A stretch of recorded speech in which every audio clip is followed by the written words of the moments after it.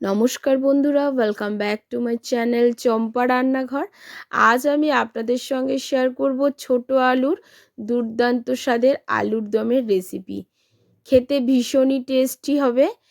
আর প্রথমে আলুগুলোকে খুব ভালো করে আমি ধুয়ে নিয়েছি। আলুর ভিতরে কিন্তু প্রচুর মাটি থাকে, তার জন্য আলুগুলোকে একটু ধুয়ে নিতে হবে। তারপরে এই আলুগুলোকে প্রেসার কুকারে দিয়ে আমি সিদ্ধ করে নেব।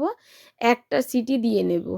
একটু জল আর একটু লবণ দিয়ে এটাকে আমি সিদ্ধ করে নিচ্ছি। তবে আপনারা চাইলে খোসা ছাড়িয়ে নিয়ে রান্নাটা করতে পারেন। একটা সিটি আমার হয়ে গেছে।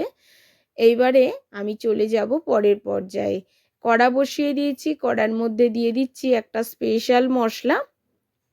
নিয়ে নিয়েছি 1 চামচ গোটা জিরে, হাফ চামচ কালো জিরে, হাফ চামচ গোটা ধনিয়া, একটা শুকনো লঙ্কা আর গোটা গরম মশলা।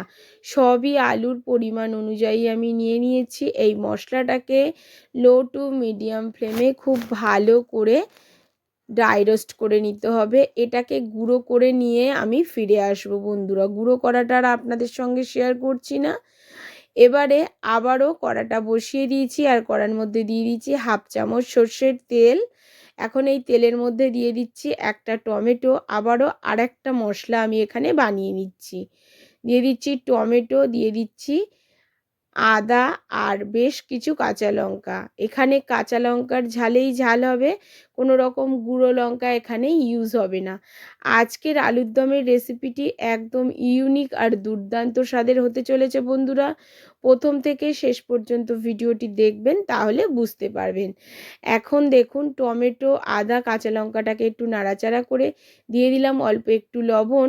আর এখন যেহেতু বেশ ধনেপাতা বাজারে পাওয়া যাচ্ছে, তার জন্যে 1 আঁটি মতো ধনেপাতা আমি দিয়ে দিয়েছি এর মধ্যে। এবার এটাকে একটু নাড়াচাড়া করে নিচ্ছি। করে নেওয়ার পরে একটু জল দিয়ে এটাকে সেদ্ধ করে নিতে হবে। আমি যেভাবে আজকের আপনাদেরকে আলুর দমের রেসিপিটি শেয়ার করছি, এইভাবে অন্তত একবার বানিয়ে খেয়ে দেখবেন বন্ধুরা। এই শীতের সময় খেতে ভীষণ ভালো লাগে। এবার ওই মশলাগুলোকে একটু জল দিয়ে ঢাকা চাপা দিয়ে রেখেছি। আর এদিকে দেখুন আলুটাকেও আমি প্রেসার কুকার দিয়ে বের করে নিয়েছি। একটা সিটিতে খুব ভালোভাবে সেদ্ধ হয়ে গেছে। এই রকম একটু শক্ত শক্ত থাকবে, এই রকম সিদ্ধ করতে হবে, মানে পুরোপুরি যেন আলুগুলো গলে না যায় সেদিকে লক্ষ্য রাখবেন। এবার খোসাগুলোকে ছাড়িয়ে নিয়ে ফিরে আসছি। আর এদিকে দেখুন টমেটো, ধনেপাতা, আদা, কাঁচা লঙ্কা থেকে জল শুকিয়ে গেছে, ওটাকে একটা মিহি পেস্ট করে নেব। আর এদিকে সমস্ত আলুগুলো ছাড়ানো আমার রেডি হয়ে গেছে। আলুগুলোর মধ্যে দিয়ে দিচ্ছি একটু গোলমরিচের গুঁড়ো। সমস্ত আলু ছাড়ানো হয়ে যাওয়ার পরে দিয়ে দিলাম গোলমরিচের গুঁড়ো, দিয়ে দিলাম একটু চাট মশলা, দিয়ে দিলাম হলুদ গুঁড়ো। এবারে এটাকে খুব ভালো করে সমস্ত আলুর সঙ্গে মিশিয়ে নিতে হবে এই মশলাটুকু। বন্ধুরা কি বলেছিলাম, আমি বলেছিলাম না যে আজকের রেসিপিটা খুবই ইউনিক। দেখতে থাকুন প্রত্যেকটা স্টেপ বন্ধুরা, খুব ভালো করে ফলো করবেন, তাহলে কিন্তু আপনারা বুঝতে পারবেন যে আমি কিভাবে আজকের এই রেসিপিটি করেছি। কোথাও যদি স্কিপ করে যান আপনি কিন্তু বুঝতে পারবেন না। এবারে তেল গরম করে নিয়েছি, তেলের মধ্যে ওই দেখুন মশলার একটা কোট হয়ে গেছে আলুর গায়ে। এইভাবেই কিন্তু একটু ভেজে নিতে হবে আলুগুলোকে হালকা লালচে করে। ওই যে চাট মশলা, গোলমরিচের গুঁড়ো আর হলুদ এমনভাবে মানে মাখাতে হবে যাতে ওর একটা কোট হয়ে যায়। কিন্তু খুব বেশি মশলাটা ব্যবহার করবেন না, পরিমাণ অনুযায়ী ব্যবহার করবেন। শুধু আলুর সারা গায়ে একটু লেগে গেলেই হবে। এবারে তেলের মধ্যে আলুগুলোকে দিয়ে খুব ভালো করে এপিট ওপিট নাড়াচাড়া করে হালকা লালচে করে আলুগুলোকে ভেজে ফেলবো। সব আলুগুলোকে ঠিক এইভাবেই কিন্তু ভেজে ফেলতে হবে বন্ধুরা। প্লিজ প্লিজ বন্ধুরা, আমার এই ছোট্ট চ্যানেলে আপনাদের সাপোর্ট আর সাহায্যের খুবই প্রয়োজন। প্লিজ সাপোর্ট করবেন আর পাশে থাকবেন। এই ছোট আলুর দম কিন্তু আপনারা অনেক রকমভাবে খেয়েছেন। আমি গ্যারান্টি দিয়ে বলতে পারি এই রকমভাবে আপনারা কোনো দিনও বানিয়ে খাননি। এবারে দেখুন আলু ভাজার যে তেল আছে তার মধ্যে হাফ চামচ কালো জিরে আর হাফ চামচ সাদা জিরে, মানে নর্মাল যে জিরেটা হয় সেটাকে ফোড়নে দিতে হবে। একটা তেজপাতা দিতে হবে, শুকনো লঙ্কা আর গরম মশলাও আমি ফোড়নে দিয়ে দিয়েছি, কিন্তু ওটা যখন দিয়েছি তখন ক্যামেরাটা অফ হয়ে গেছিলো। তো একটা শুকনো লঙ্কা আর গোটা গরম মশলা ফোড়নে দিয়ে দেবেন। দেওয়ার পরে আদা, তারপরে কাঁচা লঙ্কা, ধনিয়া পাতার যে পেস্টটা, সেই পেস্টটা আমি এখন এর মধ্যে ঢেলে দিচ্ছি। ওই পেস্টটা আমি করে নিয়েছি, সেটা কিন্তু আমি আর আপনাদের সঙ্গে শেয়ার করিনি। এবার এই পেস্টটাকে দিয়ে খুব ভালো করে কড়ার মধ্যে নাড়াচাড়া করে কষিয়ে নিতে হবে। এর মধ্যে দিয়ে দিতে হবে পরিমাণ মতো চিনি। মাথায় রাখবেন আলুটা সেদ্ধ করার সময় কিন্তু লবণ দেওয়া হয়েছিল।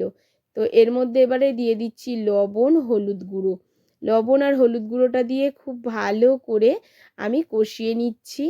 কষানোর পরে দিয়ে দিচ্ছি পর্যাপ্ত পরিমাণে চিনি, কারণ যেহেতু একটা নিরামিষ পদ, এতে কিন্তু চিনিটা দিলে এর টেস্টের ব্যালেন্সটা ঠিকঠাক থাকে, তার জন্য চিনি দিলাম। আর দিয়ে দিচ্ছি ড্রাই রোস্ট করা মশলাটা গুঁড়ো করে নিয়েছি, তার হাফ এখানে দিয়ে দিলাম। হাফটা প্লেটে রেখে দিয়েছি, হাফটা আরেকটু কষিয়ে নিচ্ছি। কষানোর পরে এবারে যে আলুগুলোকে আমি ভেজে রেখেছিলাম, আলুগুলোকেও মশলার মধ্যে দিয়ে দিলাম। দেওয়ার পরে আলুর সঙ্গে মশলাটা খুব ভালো করে কষাতে হবে। প্লিজ বন্ধুরা, প্রথম থেকে শেষ পর্যন্ত ভিডিওটি না দেখলে কিন্তু আমি সত্যিই বলছি আপনারা বুঝতেই পারবেন না এই টেস্টি আলুর দমটা কিভাবে বানাচ্ছি। এবারে দেখুন খুব ভালোভাবে আলুরগুলোকে মশলার সাথে কষিয়ে নেওয়ার পরে এর মধ্যে বেশ কিছু জল অ্যাড করে দিতে হবে। তবে বন্ধুরা একটু কম জলই অ্যাড করব, খুব বেশি ঝোল রাখবো না, একটু গা মাখা ঝোল থাকবে। প্রথমে মশলার বাটিটা ধুয়ে একটু জল দিলাম, তারপরে আরও একটু জল আমি এর মধ্যে অ্যাড করে দেবো।